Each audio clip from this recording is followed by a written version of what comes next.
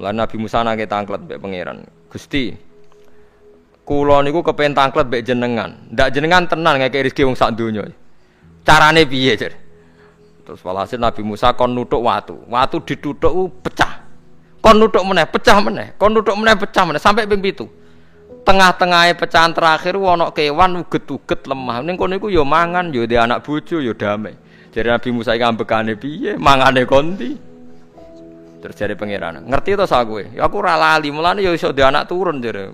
Kewan sing ning jero watune ya duwe anak turun. Mulane kula nate cerita pas ngaji hikam jeneng niki kita korup ketemu pangeran jeng ben. Niku dawuhe Sayyidina Ali, dawuhe sahabat, semua sahabat nate dawuh niku. Lauku sifal ghata mastatu yaqinan. Temak sing masyhur iku sing masyhur dawuh iku Sayyidina Ali. Umpama sok ben wis kiamat, aku roh langit bumi, roh malaikat, imanku gak tambah. Jare Sayyidina Ali saking pedene secara ilmu. Lah kok kan tambah sepundi? Misale nggih, kula nyontokno nggih. Ini nyata. Misale jeng ben kula mati. Sayyidina Ali jeng ben kapundhut sedanten. Jare sahabat nak nggih guyonan ngene. Misale malaikat ning langit nyeritakno kekuasaane Allah, ning langit ono Zabarjat. Wah hebate pol Zabarjat, ono marmer rupane biru, ono giok. Wah langit hebat, ajaib. Gak ono ning bumi ngono. Kalau langit itu terkenal gone Zabarjat, gone Zamrud, gone Feros, gone batu-batu mulia. Jare sahabat, niki sahabat Sayyidina Ali. Lha ya iku nunjukno apa? Malaikate ditakoki iku nunjukno apa? Nunjukno kekuasaane Allah. Sayyidina Ali cerita, ning bumi iku ana nyamuk. Ya nyamuk elek ya nyamuk. Kuwi iku cuwilik, ana bolongane. Ya meteng. Ya ana ususe. Ususe ya ana kumane. Wah iku wis ra iso ana wong gawe. Mesti kekuasaane Allah. Akhire malaikate mandu-mandu iku ya aneh juga, iku ya ajaib juga. Wah, jadi setiap cerita hebat ning alam malakut, ning alam langit yo iso diceritani hebat ning alam bumi. Karena malaikat ya ora iso mbayangno gawe nyamuk, ora iso mbayangno gawe cacing. Lha nyamuk yo selingkuh kan. Yo ana alat kelamine, wong padha cilike ayo. Alat kelamine ku yo ana urate ayo misalnya. Iku berapa ribu urat. Gawe urate gajah cek gampang, urate napa? Nyamuk. Yo meteng. Engko ndoke yo ana pori-porine ning jero. Oleh gawe ku piye? Lho misale kebek malaikat cocokan ngono, malaikate mesti gawe. Padha aneh kan. Mulane aku yo ora kepengin ning alam malakut dari sahabat wis cukup ayat ning bumi. Mulane kira usah kepengin dadi Abu Yazid Al-Bustami muter-muter ning langit. Mulane kula ora seneng dadi wali sing munggah ning langit, tak pikir ora ana gunane. Mergo munggah ning langit ya delok kekuasaane Allah, ning bumi ya delok kekuasaane Allah. Mulane jadi Sayyidina Ali, lah aku ada dituduh alam malakut, imanku ya ora tambah. Ono sahabat takok, "Lah maksud ora tambah piye wong tambah roh akeh?" Ndak ra padha wae, kabeh gelaran rahmate Allah, kekuasaane Allah. Mbok diterangno nganti mati kesimpulane ya sitok, innallaha ala kulli syai'in qadir jadi Sayyidina Ali. Mulane lauku sifal ghata mastatu yaqinan, mbok donya dibuka keyakinanku ya ora tambah. Lha disebut ya tanazzalul amru bainahunna li ta'lamu annallaha ala kulli syai'in qadir wa annallaha qad ahata bi kulli syai'in ilma. Dadi Allahul ladzi khalaqa nabas, Allah sing gawe langit bumi. Terus wa minal ardi napa mislah. Terus ya tanazzalul amru sak terusin. Mulane sampean dadi manusa nu sekali-kali pede, imanmu wis kaya malaikat. Maksudnya dalam arti nak malaikat bangga ndelok ajaibe alam malakut, kowe kudune ya bangga ndelok ajaibe alam bumi. Tapi kowe iku goblok, ndelok nyamuk iku mbok anggap probleme tok. Engger nyokot mbok ceblek, mbok nyokot tambah nyamuk mangkel. Wong tak dudono ayat kok dicebleki lha ya mlane. Mulane nyamuk iku nyokot wali ora pati minat. Perkarane ndekne iku iso dadi ayate pangeran tenan. Tapi nyokoti kuwe semangat, perkarane iki tak dudono kok malah gak paham. Iku disebut innallaha la yastahi ayat riba masalam ma ba'udutan fama fauqa.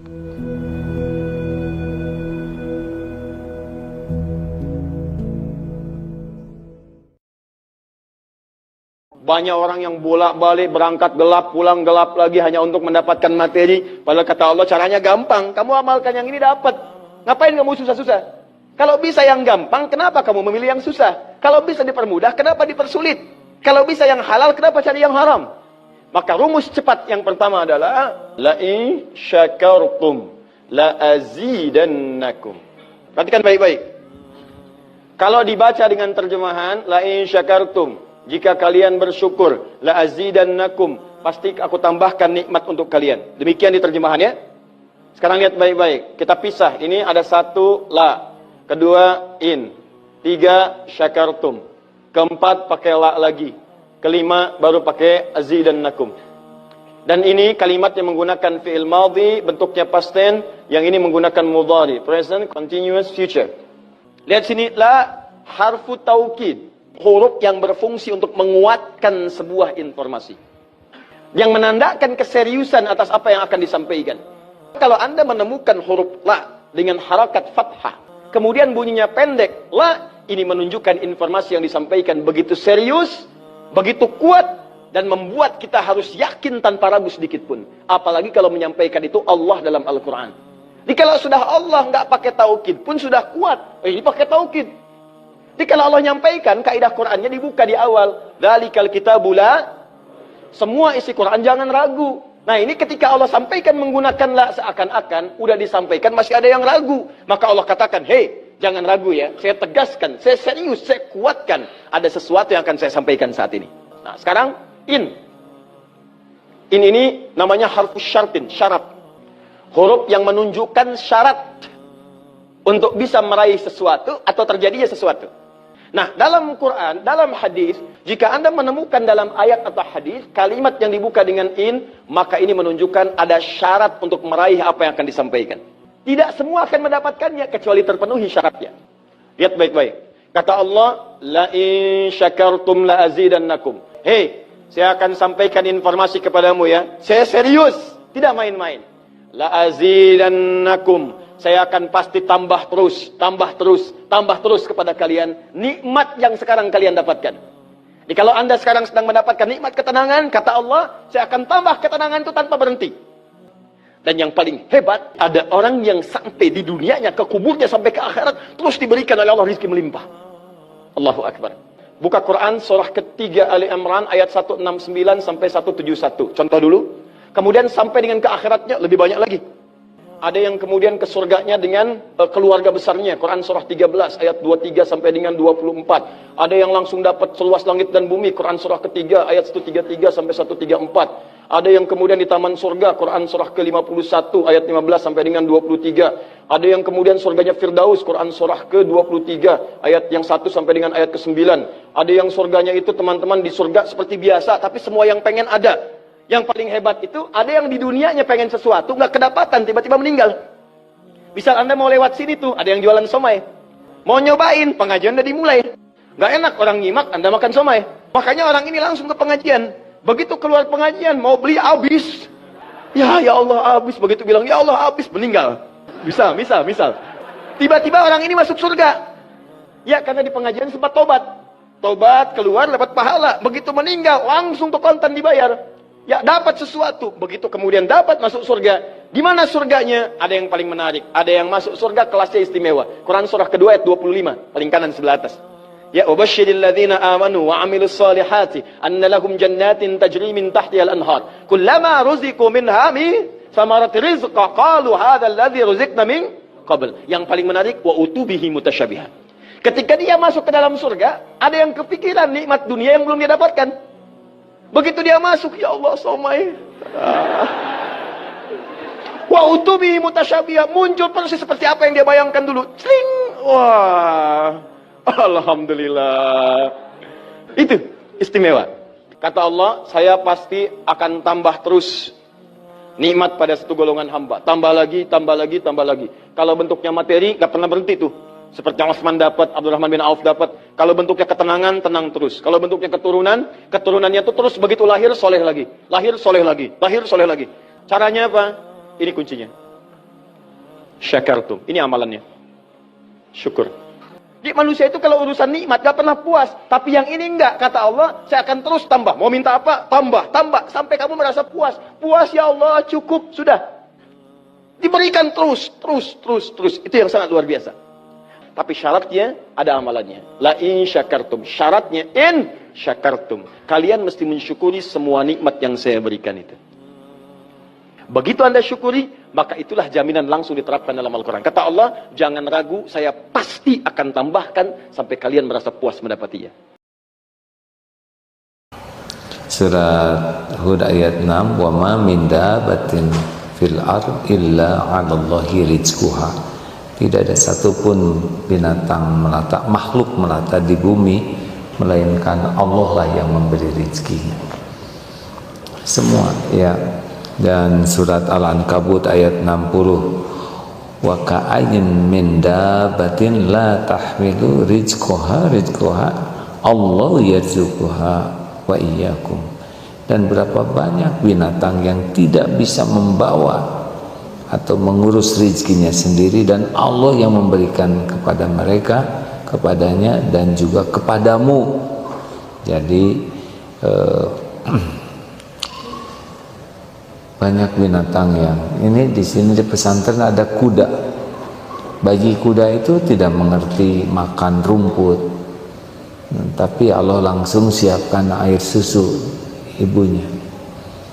Jadi kuda tetap dapat rezekinya, termasuk singa. Anak singa lahir tidak bisa berburu, dia kalah larinya oleh buruannya dan belum mengerti, tapi Allah siapkan air susu ibunya sampai waktu tertentu, kemudian ibunya yang berburu dibawa untuk anaknya, kemudian nanti anaknya akan berlatih berburu, dan yang diterkam singa itu sudah pasti rezekinya.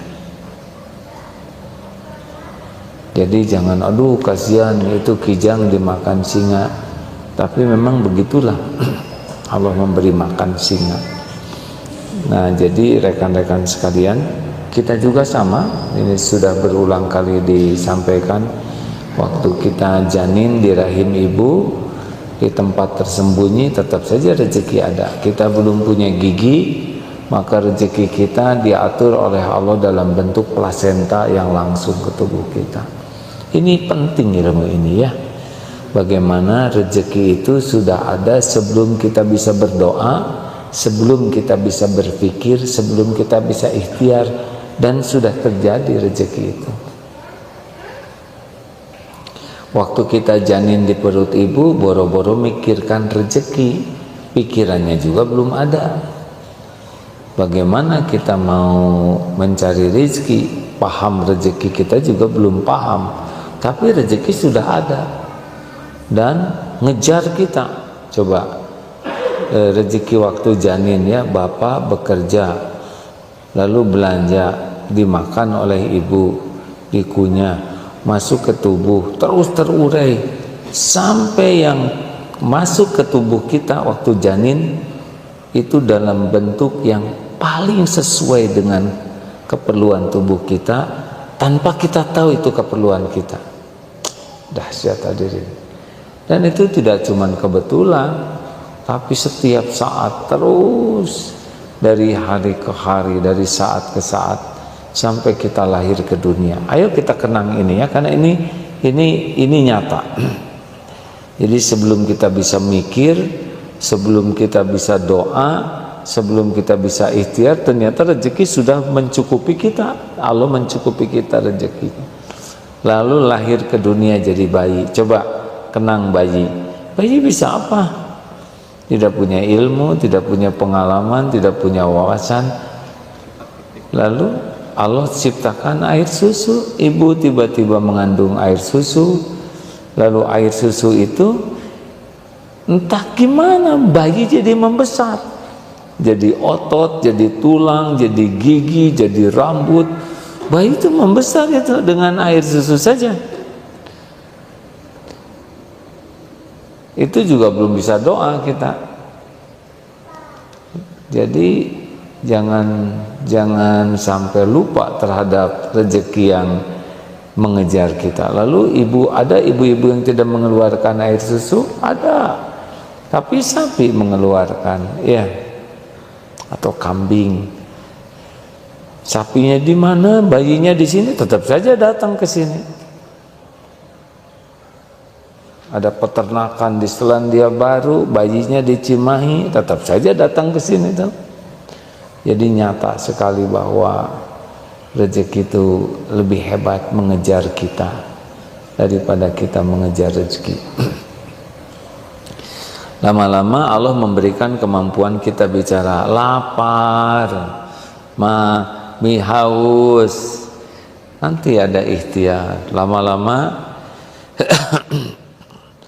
kita membesar, makin diberi jarak sedikit oleh Allah dengan rezeki kita. Benar?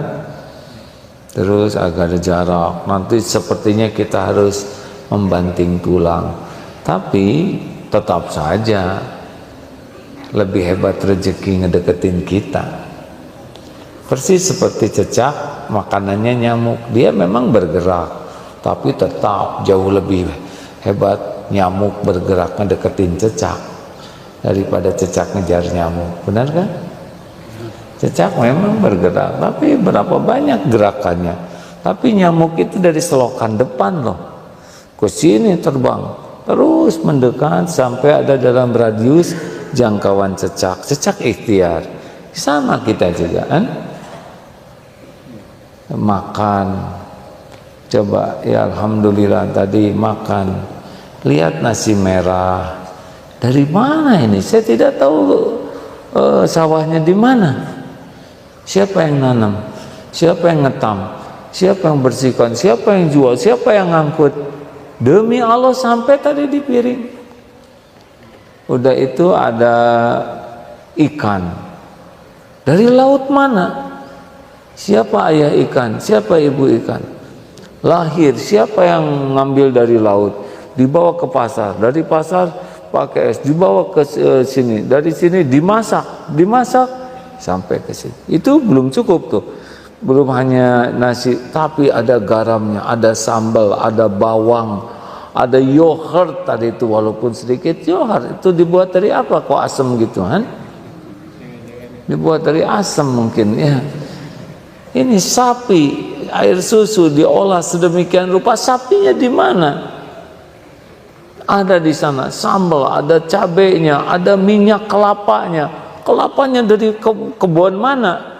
Demi Allah itu makanan kita tuh adalah sebuah, selain Allah memberi rezeki, tapi Allah juga memberitahu nih betapa dahsyatnya makanan dikumpulkan, dan itu setiap hari. Minum air madu ya, biasanya ada di sini, tapi nggak apa-apa ya, karena dia akan datang pada waktunya ya. Jangan minta-minta ya, tenang saja. Biasanya di sini nih ya. Insya Allah pada waktunya dia akan ke sini. Ingat ya, saya tidak minta-minta air madu hangat. Ya. Kalau memang rezeki saya datang nanti ke sini, ya kita tunggu aja. Mana ya? Hadirin sekalian, kalau air madu, airnya dari mana? Tidak pernah kita lihat mata airnya, benar? Kita tidak mengerti air itu bisa steril, kepunya alatnya. Bagaimana pH-nya 7? Tapi demi Allah datang biasanya. Madu, air madu. Itu luar biasa pontang-panting lebah itu. Antara bunga sarang terbang. Capek. Demi siapa? Kan? Demi kita. Capek itu mungkin ya, dan saya nggak pernah jadi lebah. Pontang-panting diambil oleh, coba lihat nanti kalau itu ada di sini ya. Tenang, tidak usah ditunggu-tunggu ya, karena itu akan membuat letih dalam penantian. Ada kok ya sebentar, nada itu ya mencerminkan penantian. Madu datang, diambil, diolah, diangkut, dibotoli, masuk ke sini. Ada, ini luar biasa deh. Tuh kan, biasanya di situ ya. Nggak apa-apa, manja. Asli nih hadirin. Coba ini untuk air madu hangat. Ini ngangetin air juga ada ilmu sendiri. Luar biasa. Kita hanya tinggal ngambil, tapi ini perjalanannya luar biasa. Saya tidak tahu ini Dari mana madunya? Jauh. Dan ini bukan sembarangan hadirin. Kalau kita hanya minum saja, nggak ingat bagaimana Allah menjamin, aduh itu dia. Harusnya dengan makan minum tuh jadi yakin. Pilihan kita tuh adalah yang halalan thayyiban. Orang yang mengeluh-mengeluh juga tetap dapat rezeki. Pokoknya sebelum kita mati pasti ada rezekinya. Rezeki kita itu baru berhenti kalau kita mati. Kalau belum habis jatah kita, hidup kita nih sampai selesai. Nah, nanti kita makin tua, nggak bisa pergi seperti waktu muda, balik lagi rezekinya seperti kita bayi ya. Mau kemana kek? Oh, ke dapur. Kakek nanti susah, duduk aja. Nanti dari dapur datang.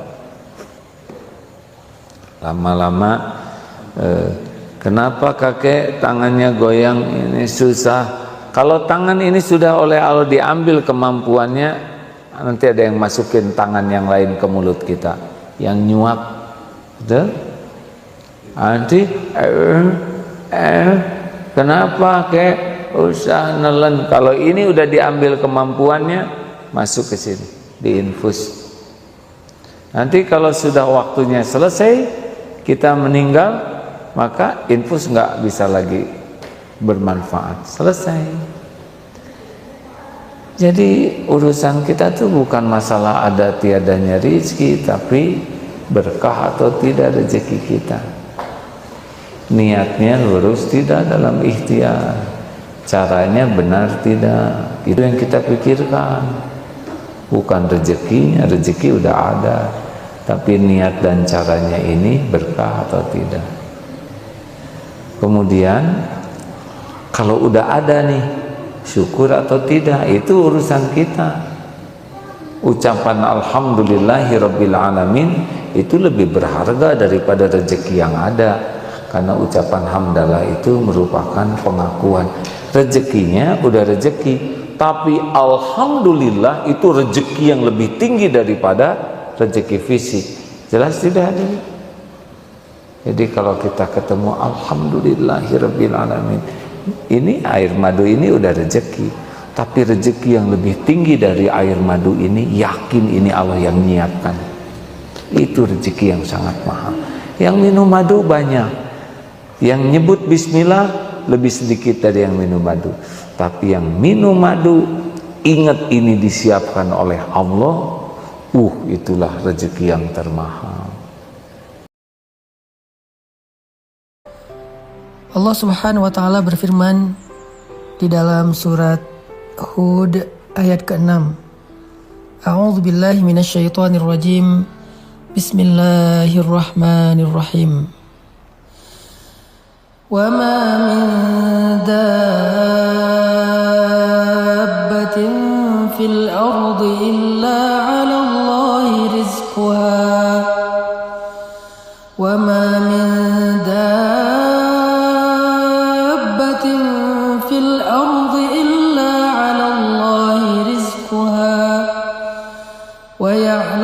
مستقرها ومستودعها كل في كتاب مبين.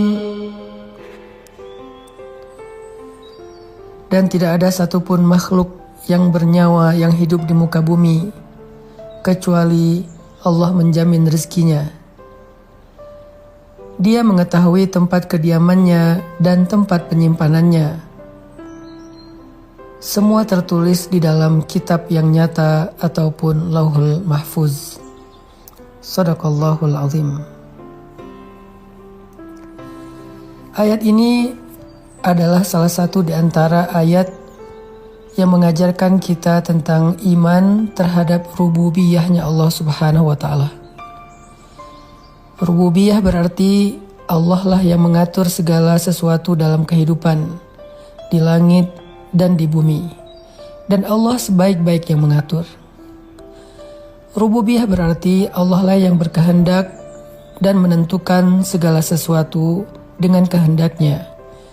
Dan Allah Maha Adil dalam segala ketentuan yang Allah kehendaki.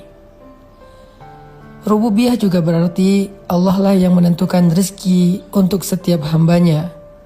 Allah tidak pernah zalim untuk mengurangi satu butir beras pun dari rezeki bagi hambanya.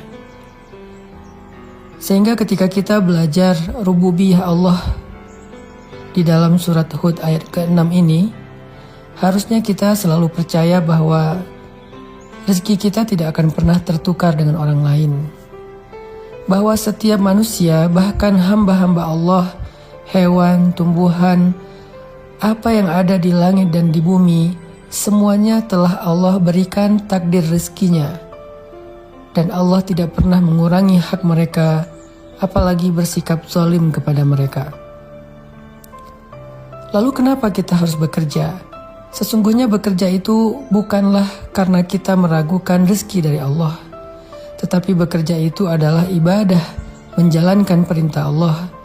Karena Allah Subhanahu wa Ta'ala menitipkan kita rezeki di satu tempat, dan Allah menyuruh kita untuk mengambilnya dengan sedikit ikhtiar, dengan sedikit usaha, agar kita belajar menghargai pemberian Allah, agar kita tahu betapa berharganya rezeki yang Allah berikan untuk kita, sehingga dengan demikian kita jadi pandai bersyukur kepada Allah Subhanahu wa Ta'ala. Tidak ada satupun di antara makhluk-makhluk Allah yang tertukar rezekinya, sehingga kita tidak perlu merasa iri, dengki kepada orang lain, atau juga merasa sombong ketika Allah memberikan kelebihan rezeki kepada kita di antara orang lain. Janganlah kalian merasa iri terhadap apa yang Allah berikan kepada sebagian kalian atas sebagian yang lain, kata Allah. Tidaklah seseorang iri kepada rezeki orang lain, karir orang lain, kehidupan orang lain, kecuali dia ragu terhadap keadilan Allah Subhanahu wa Ta'ala. Dia ragu terhadap pengaturan Allah Subhanahu wa Ta'ala, atau dia ragu terhadap rububiyah Allah Subhanahu wa Ta'ala. Ketika kita yakin terhadap jatah rezeki kita dari Allah, maka buah dari keyakinan itu adalah tuma'ninatul qalb, ketenangan jiwa, rahatun nafs, rehat jiwa. Kita tidak akan merasa khawatir yang berlebihan terhadap rezeki yang sudah Allah tetapkan untuk kita. Orang yang yakin kepada rezeki yang sudah Allah takdirkan, yang sudah Allah tetapkan untuk dirinya, maka dia tidak akan melanggar. Dia tidak akan mencari-cari jalan yang Allah tidak ridha untuk mendapatkan harta yang dia inginkan.